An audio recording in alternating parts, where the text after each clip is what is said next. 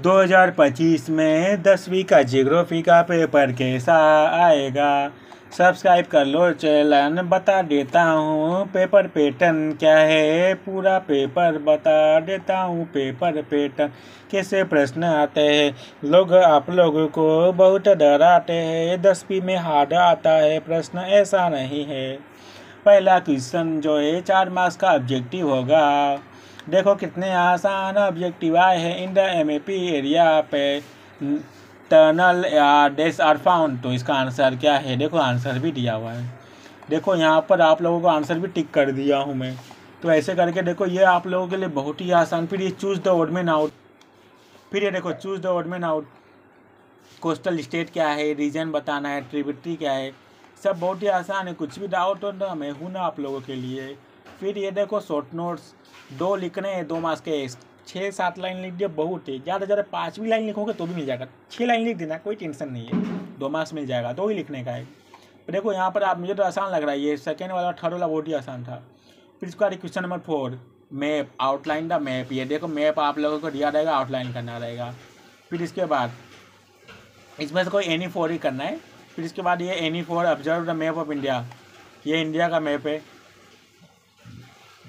ये इंडिया का मैप आपको दिया जाएगा। देखो दिया है ना, अभी ये मैप दिया है ना।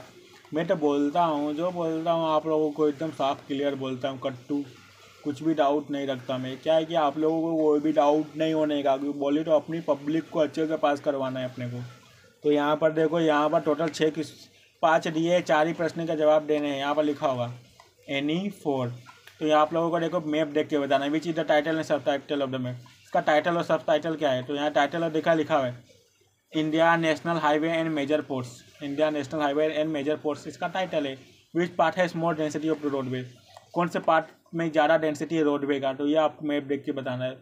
फिर इसका which 2 part is the western coast में कौन सा ज़्यादा जो है पार्ट है वो देख के बताना है, ये बताना है। फिर इसके बाद देखो क्वेश्चन नंबर 5, जियोग्राफिकल रीजन क्या है।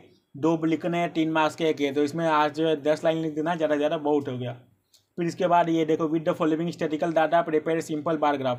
इसमें बार ग्राफ बताना है, लिखना है, 6 मार्क्स का है।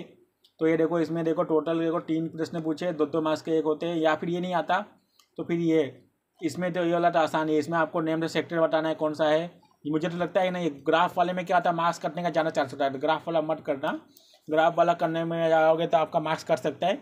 ये जो क्वेश्चन नंबर जो बी है, ये जो बी है ये वाला आप लोग कर लेना।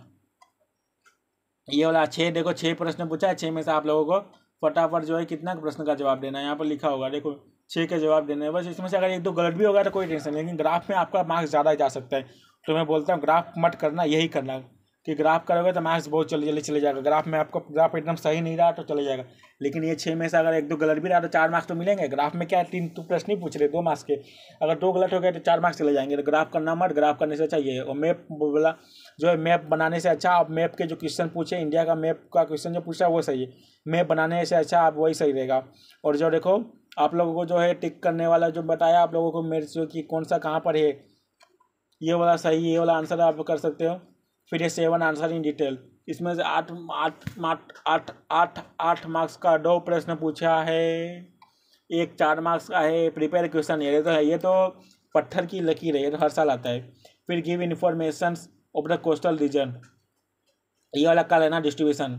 तो ये वाले देखो, ये पहला वाला तो इम्पोर्टेंट है, ये तो हर साल आता है। ऐसे करके देखो 40 मार्क्स का पेपर था ज्योग्राफी का लास्ट